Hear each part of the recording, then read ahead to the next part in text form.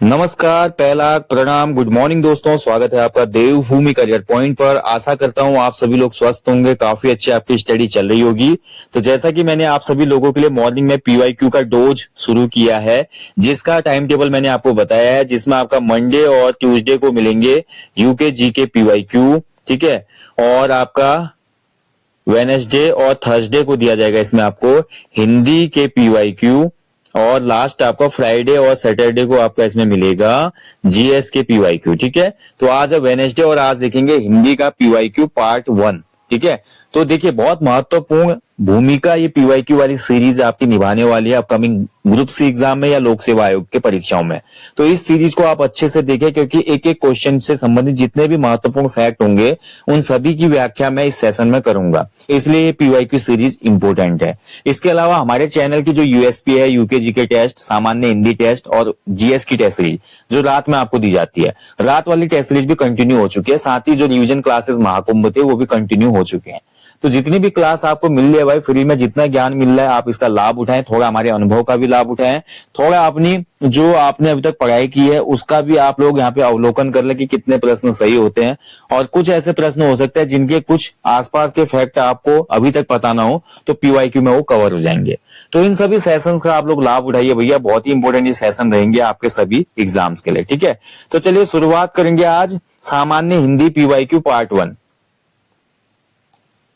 तो पहला क्वेश्चन आपके सामने स्क्रीन पे, निम्नलिखित में सर्वनाम का भेद नहीं है, तो कौन सा इनमें से सर्वनाम का भेद नहीं है? तो राइट आंसर हो जाएगा इसका ऑप्शन बी, अतिवादी सर्वनाम, ठीक है। अतिवादी कोई भी सर्वनाम नहीं होता है।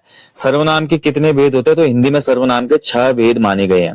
देखिए, अभी जो हिंदी रिवीजन क्लासेस चल रही है आपकी, हिंदी रिवीजन महाकुंभ क्लासेस, उसमें मैं आपको सर्वनाम करा चुका हूं, आप देख सकते हैं उसको, ठीक है। और इसमें मैंने आपको बताया क्लास में 6 होते हैं, पुरुषवाचक सर्वनाम, निश्चयवाचक सर्वनाम, अनिश्चयवाचक सर्वनाम। इसके बाद हम बात करते हैं आपका प्रश्नवाचक सर्वनाम, प्रश्नवाचक सर्वनाम, संबंधवाचक सर्वनाम, संबंध बताते हैं जो, ठीक है, संबंध वाचक सर्वनाम, एंड लास्ट इज निजवाचक सर्वनाम, ठीक है। निजवाचक जो अपने बारे में बताते हैं, निजवाचक, जैसे कि ये काम मैं आप ही कर लूंगा, ठीक है, आप भला तो जग भला।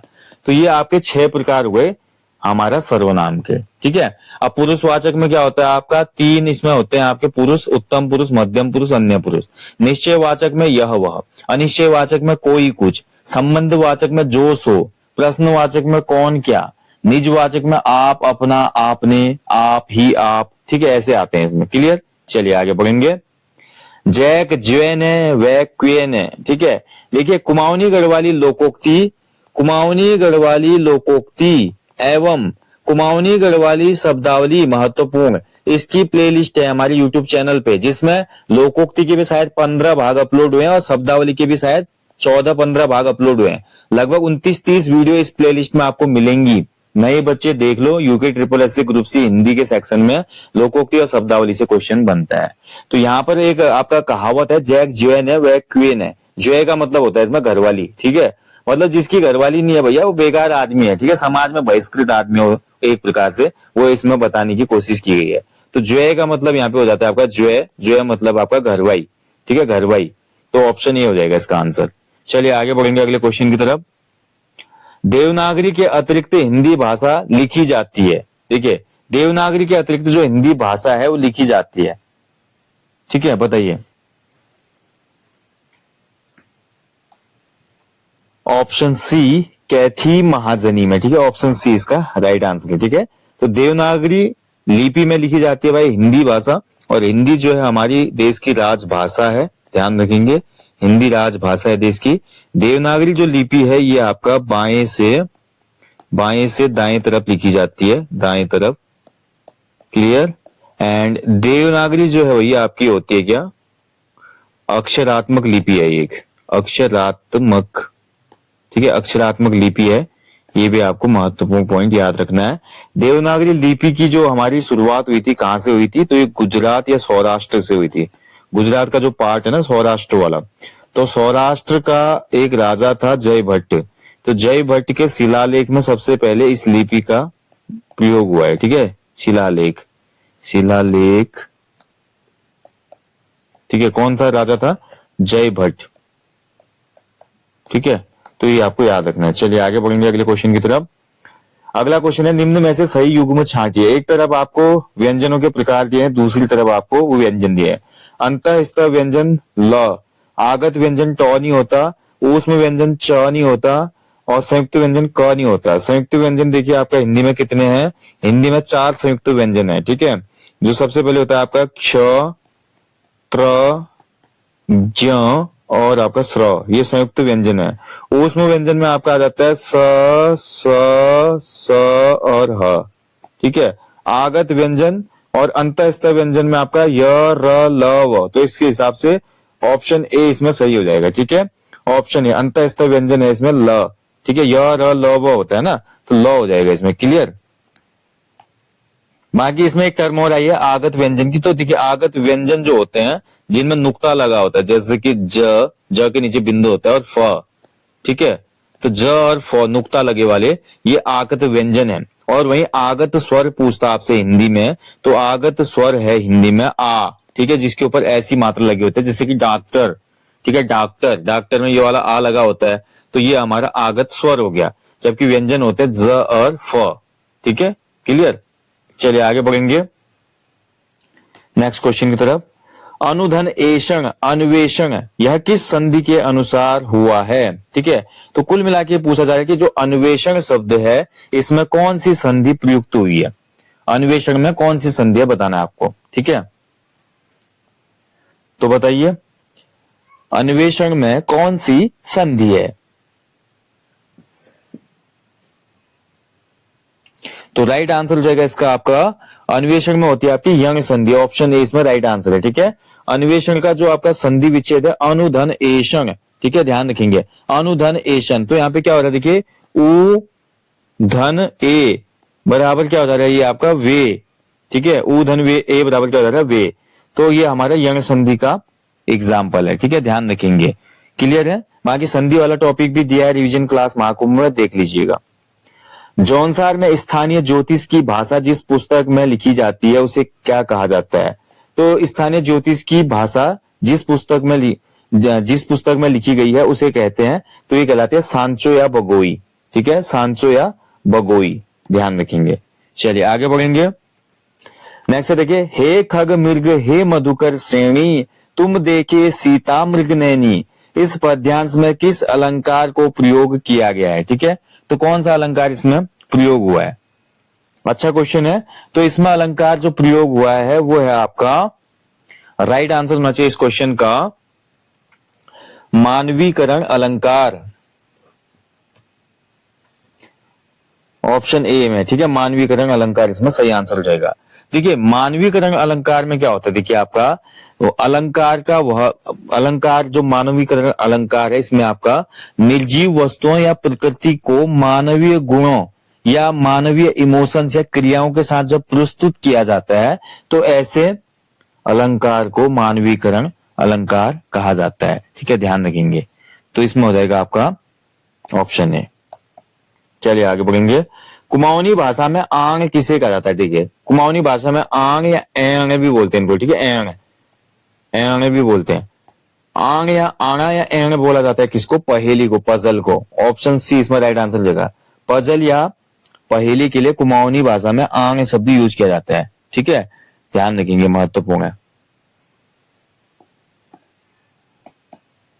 अगला क्वेश्चन है, भतुआ भटा और सेमी क्या है। तो उत्तराखंड में भटुआ भटा और सेमी, भतुआ भटा और सेमी ये वनस्पतियों के प्रकार हैं। ऑप्शन बी इसका राइट आंसर हो जाएगा, वनस्पतियों के प्रकार हैं। तो देखिए थोड़ा आपको ना उत्तराखंड की शब्दावली और साथ ही लोकोक्ति वाली जो टॉपिक है इसका थोड़ा आपको एक नॉलेज होना आवश्यक है आगे की परीक्षाओं के लिए, नहीं तो आपको परेशानी हो सकती है। ठीक है, चलिए आगे बढ़ेंगे। अगला क्वेश्चन है, झिक्कल कामची उडियाली क्या है भाई। तो झिक्कल कामची उडियाली काफी लोगों ने किताब ली होगी जब ये क्वेश्चन पूछा गया था एग्जाम में। और झिक्कल कामची उडियाली जो है आपका एक किताब है, उत्तराखंड की भाषाओं का व्यवहारिक शब्दकोश है। ठीक है, ध्यान रखेंगे। तो शब्दकोश है, इसमें आपको हर तरह की भाषाएं देखने को मिलेंगी झिक्कल कामची उडियाली में। इसमें आपका कुमाऊनी, गढ़वाली, भोटांतिक, जाड़, मारछा, थारू, ठीक है, और जौनसारी सभी भाषाओं के शब्द इसमें रखे गए हैं इस डिक्शनरी में। ठीक है, तो जिक्कल कामची उडियाली इसका नाम है। ठीक है, चलिए आगे बढ़ेंगे। आखन है आंसू ऊनी घुन नहजे की ऊनी, इस लोकोक्ति का सही अर्थ क्या है? यानी कि जो आंसू है भाई आंखों से आते हैं, घुटनों से थोड़ी आते हैं। कहने का मतलब यह है कि जो हमारे अपने लोग होते हैं उनको ही सहानुभूति होती है, दूसरों को तुमसे क्या मतलब होगा भाई। कहने का मतलब जो मूल है ना, मूल ही में सभी चीज बसे हुए हैं, यानी कि इमोशंस या रिलेशंस जो हमारे हैं वो आपस में अपनों से ही जुड़े होते हैं, बाहर वालों से उतना मतलब थोड़ी होता है। तो सी इसका आंसर सही हो जाएगा, आत्मीय जनों को सहानुभूति होती है, दूसरों को नहीं। क्लियर, चलिए आगे बढ़ेंगे। निम्नलिखित शब्द युग्मों में से कौन सा युग्म विलोम युग्म यहाँ पे सही नहीं है या विलोम युग्म नहीं है? तो कौन सा शब्द युग्म है जो विलोम युग्म नहीं है? तो पक्ष का विपक्ष होता है, सही है। थोड़ा का बहुत होता है, सही है। नम्र का धृष्ट व्यक्ति होता है, सही है। आस का पास नहीं होता, ठीक है।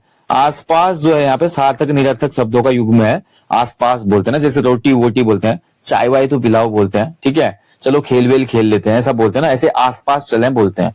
तो यहाँ पर जो हमारा आसपास है ये विलोम युग्म नहीं है, बाकी सभी विलोम युग्म है, तो बी आंसर हो जाएगा इसका। चलिए आगे बढ़ेंगे। निम्न में से कौन सा कथन असत्य है यानी कि गलत है?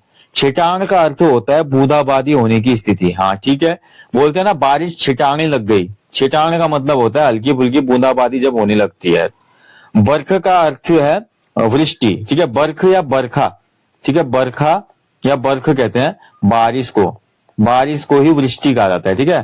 तो बारिश होने को आपका बरखा कहा जाता है, कोई दिक्कत नहीं, ये भी सही है। वृष्टि दूसरा भी सही है, पहला भी सही है।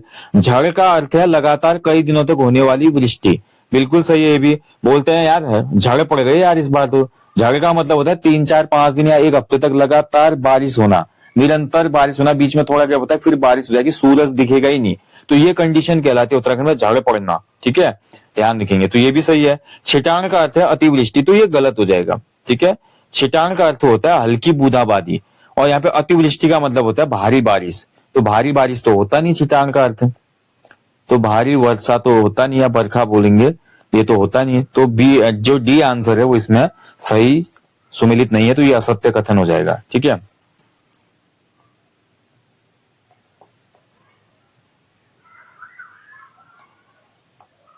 ठीक है, अतिवृष्टि के लिए उत्तराखंड में भी जो मूसलाधार शब्द हम यूज करते हैं वही शब्द प्रयोग होता है, ठीक है। मूसलधार बारिश होने कहते हैं, तो मूसलधार यानी कि मूसलाधार बारिश हो रही है, अतिवृष्टि हो रही है, ठीक है। तो ये आपका महत्वपूर्ण याद रखिएगा।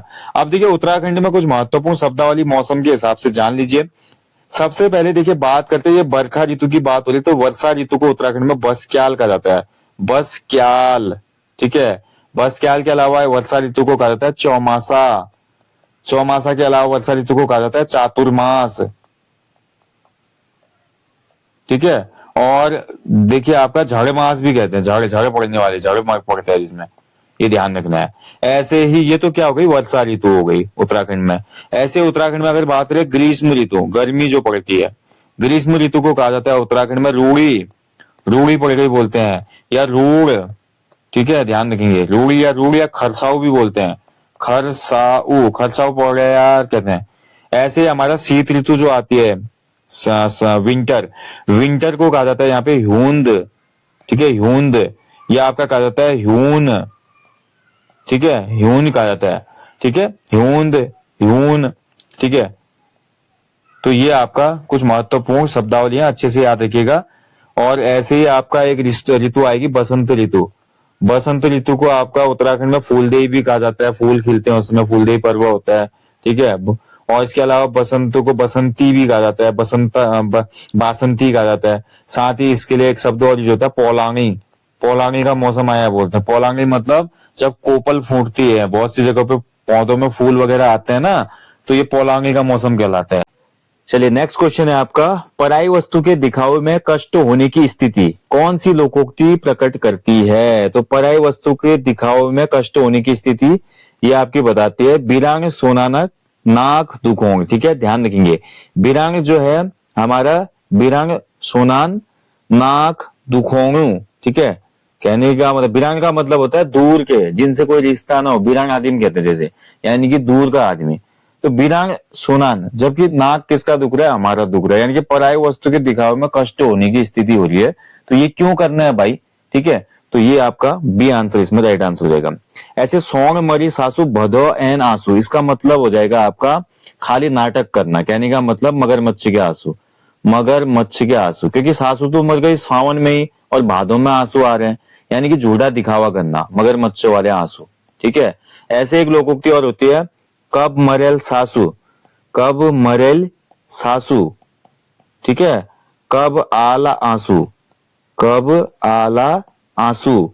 इस लोकोक्ति का मतलब क्या होता है, कब मरेगी सासू और कब आएंगे आंसू, यानी कि हर बहू क्या करती है, एक अनुकूल समय की प्रतीक्षा करती है कि यार कब इस घर पे मेरा राज होगा, पूरा सास ने अपनी मुट्ठी में किया कर, तो अनुकूल समय की प्रतीक्षा करना। ठीक है। जबकि सोन मरी सासू भदवाया आंसू का मतलब होता है आपका झूठा दिखावा करना। चलिए आगे बढ़ेंगे। गढ़वाली शब्द डडवार के संबंध में निम्न में से कौन सा तथ्य उपयुक्त है। ये उडवार नहीं होगा शब्द, ये होगा आपका डडवार। ठीक है। डडवार गढ़वाल और कुमाऊं में एक परंपरा है भैया, जिसमें आपका लोहार वर्ग हो गया, रूड़िया जो टोकरी बनाते हैं, ढोल वादन जो काम करते हैं, उन लोगों को आपका अन्न दिया जाता है। ये भेंट स्वरूप भी अन्न दिया जाता है, ना कि केवल कार्य के बदले। ठीक है। हालांकि इसमें जो है देखिए ऑप्शन दिए गए हैं, यह गढ़वाल की जजमानी प्रथा है, सही है। इसका संबंध प्रत्येक फसल के अनाज से, जब भी कोई फसल उगती है, वो धान हो, गेहूं हो, मक्का हो, बाजरा हो, रागी हो, ठीक है, झिंगोरा हो, कोई भी फसल हो, तो उसमें कुछ बहुत हिस्सा इनको दिया जाता है। इसमें किसी से अनाज उधार मांगकर उसके बदले अनाज दिया जाता है, तो ये गलत है। पुरोहित, लोहार, रूड़िया, ढोल वादक को कार्य के बदले अन्न दिया जाता है, तो ये लगभग सही है इसमें। तो 1, 2, 4 इसमें सही हो जाएंगे। ठीक है। तो यह डडवार प्रथा, मैंने खुद ये देखा हुआ है, मेरी दादी नानी को डडवार प्रथा के तहत ढोल वादक आते थे हमारे घरों पे, और उनको थोड़ा सा अनाज दिया जाता था सूपे से। ठीक है। उनके जो वो थैला लाए रहते थे उसमें डाला जाता था। तो देखिए धीरे धीरे परंपराएं विलुप्त हो रही है उत्तराखंड में, जो कि अच्छी बात नहीं है। उदंड मातंड पत्र का प्रकाशन वर्ष कौन सा है। तो देखिए उदंड मातंड जो था, ये भारत में हिंदी का पहला समाचार पत्र था, पहला समाचार पत्र। ठीक है। कब आया था ये, सन 1826, ऑप्शन ए राइट आंसर है। और डेट थी 30 मई 1826 को प्रकाशित हुआ। ठीक है। कहां से प्रकाशित हुआ भाई, कलकत्ता से प्रकाशित हुआ था ये। ठीक है। इसके जो हमारे संपादक थे कौन थे, तो वो थे जुगल किशोर शुक्ल। ठीक है। जुगल किशोर शुक्ल, कहीं पे युगल किशोर भी दे देता है, ध्यान रखना। और जुगल किशोर शुक्ल मूल रूप से कानपुर के रहने वाले थे। ठीक है। कानपुर के, ध्यान रखेंगे। तो ये था भाई उदंड मातंड, जो कि हिंदी का पहला समाचार पत्र था। ठीक है। चलिए आगे बढ़ेंगे। अनुधन अय, अन्वय में कौन सी संधि है। तो अन्वय में हो जाएगी आपकी यंग संधि, ऑप्शन सी हो जाएगा इसमें, अन्वय में यंग संधि है। चलिए आगे बढ़ेंगे नेक्स्ट क्वेश्चन की तरफ। संविधान की किस धारा के अनुसार संघ का कर्तव्य होगा कि वह हिंदी भाषा का प्रसार बढ़ाए और उसका विकास करे। तो भाई संविधान की कौन सी धारा है जो बोलती है कि संघ को आपका ये कर्तव्य है, ये आपकी रिस्पॉन्सिबिलिटी है कि आप हिंदी भाषा का प्रचार प्रसार बढ़ाएं। तो ये आर्टिकल 351 में बोला गया है, अनुच्छेद 351। हिंदी राजभाषा से संबंधित जो आर्टिकल है वो है 343 से लेकर 351। ठीक है। ध्यान रखेंगे 343 में बोला गया है कि हिंदी भारत की राजभाषा होगी और देवनागरी लिपि होगी। ठीक है। ये किसमें है, 343 में मेंशन है। उसके बाद 351 तक सब आर्टिकल राजभाषा हिंदी से संबंधित ही है, और 351 का संबंध है कि हिंदी भाषा का प्रचार प्रसार बढ़ाया जाए। अगला क्वेश्चन है, वैयक्तिक पत्र के उदाहरण निम्न में से कौन से हैं। वैयक्तिक का मतलब होता है पर्सनल लेटर। ठीक है। अब पर्सनल लेटर के जो यहाँ पे एग्जांपल हैं, जैसे कि आपका निमंत्रण पत्र, शोक पत्र, बधाई पत्र, और जो पूर्व में लिखते थे हमारे कुछ बच्चे लव लेटर। ठीक है। यानी कि प्रेम पत्र, ये सभी आपके क्या है, वैयक्तिक पत्र होते हैं। Okay, clear. ठीक है। परिपत्र, स्मारक, अनुस्मारक ज्ञापन, कार्यालय ज्ञाप वगैरह क्या होते हैं, आपके कार्यालयीय पत्र होते हैं। आदेश पत्र, एजेंसी पत्र, शिकायती पत्र जो होते हैं आपके औपचारिक पत्र होते हैं, ऑफिशियल लेटर कहते हैं इनको। ठीक है। तो इसमें आपका जैसे आप जो आपके पर्सनल वर्ड होते हैं वो यूज नहीं कर सकते, बाकी इनमें आप लिख सकते हो। ठीक है। वैयक्तिक पत्र में कारण के रहते हुए भी कार्य का न होना किस अलंकार का लक्षण है। देखिए कारण होगा लेकिन फिर भी कार्य नहीं हो रहा है। ठीक है। ध्यान से समझिए, कारण है, कारण तो है लेकिन फिर भी कार्य नहीं हो रहा है। ठीक है। ये होता है आपका किस अलंकार की विशेषता, तो विशेषोक्ति अलंकार, ऑप्शन ए इसका राइट आंसर हो जाएगा। ये विशेषोक्ति अलंकार की विशेषता है। ठीक है। कारण होते हुए भी कार्य का न होना बहुत ही महत्वपूर्ण है। और इसका जस्ट अपोजिट होता है कौन सा अलंकार? तो इसका जस्ट अपोजिट होता है आपका विभावना अलंकार। ठीक है, कौन सा अलंकार? विभावना अलंकार। वहां पे क्या होता है आपका? कारण नहीं होता, कारण नहीं होता लेकिन कार्य हो रहा होता है, कार्य होता है। ये विभावना अलंकार में होता है। जैसे बिनु पद चले सुने बिनु काना। ठीक है, तो ये विभावना, इसका उल्टा विशेषोक्ति। क्लियर दोस्तों? चलिए, ठीक है, तो ये हो गई भैया आज हिंदी PYQ 1 पार्ट 1 के 20 क्वेश्चन। जल्दी मिलेंगे इसके पार्ट 2 में। ठीक है, ध्यान रखेंगे। विशेषोक्ति अलंकार के मैं कुछ एग्जाम्पल की बात करूं तो इसमें देखिए आपका पहला एग्जाम्पल इसका है, दो दो मेघ बरसते हैं। दो दो मेघ बरसते हैं, दो दो मेघ बरसते हैं, पर मैं प्यासी की प्यासी हूं, पर मैं प्यासी की प्यासी हूं। ठीक है, कहने का मतलब समझ लो। देखो, दो दो बादल बरस रहे हैं, काम हो रहा है भाई, काम हो रहा है। देखिए यहाँ पे, ठीक है, दो दो मेघ बरसते हैं, पर मैं प्यासी की प्यासी हूँ। ठीक है, मतलब कारण है, माफ कीजिएगा, कारण है, मेघ बरस रहे हैं लेकिन आदमी की प्यास ही नहीं बुझ रही। ठीक है, यानी कि कार्य नहीं हो पा रहा। तो ये होता है आपका विशेषोक्ति। जबकि विभावना में क्या होता है? बिनु पद चले सुने बिनु काना। ठीक है, यानी कि बिना पैर के चल रहा है, बिना कान के सुन रहा है, और मतलब बिना, मतलब कारण के न होते हुए भी कार्य हो जाता है उसमें। बस ये डिफरेंस है भैया, समझ जाइए। चलिए, तो दोस्तों ये था आज हिंदी PYQ पार्ट 1। और मॉर्निंग डोज में ही आपको PYQ का डोज मिलते रहेगा जब तक आपके अपकमिंग एग्जाम ना हो जाए, जैसे कि लोअर PCS, प्रवक्ता स्क्रीनिंग और आपके forest guard, Uttarakhand police constable. तो लगातार मेरी कोशिश रहेगी दोस्तों, बिना कोई भी गैप किए हुए, ब्रेक किए हुए क्लास में आपको देते रहूं, एक्सेप्ट संडे। ठीक है, संडे को गैप हो सकता है बस, बाकी अन्य डे पे आपको क्लासेस मिलती रहेंगी। चलिए दोस्तों, जल्दी मुलाकात होगी। Thank you for watching. जाने से पहले हमेशा की तरह अपने जीवन में एक पेड़ आप जरूर लगाइएगा। ये मुहिम, ये संदेश मैं आपको देना चाहूंगा और लोगों को भी इसके लिए अवेयर करें। जय हिंद, जय देवभूमि।